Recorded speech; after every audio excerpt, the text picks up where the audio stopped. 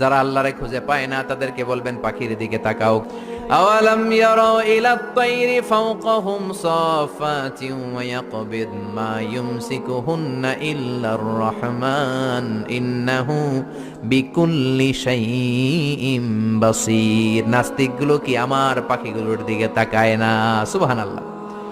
এই যে পাখিগুলো থাকে ফাওকাহুম সাফাতিন, পাখিগুলো কেমনে ডানা মেলে উড়ে বেড়ায়, আবার নামার সময় ডানা গোটায়, ডানা ঝাপটায়, কেমন করে পাখিগুলো উড়ে।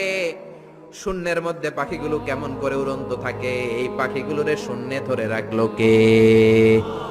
কেউ ওদেরকে শিখায় নাই, শিখিয়েছে আল্লাহ। আল্লাহ বললেন পাখির দিকে তাকাও। আওয়ালাম ইয়ারাউ ইলাত তায়র, কারণ পাখির মধ্যে নিদর্শন আছে না নাই?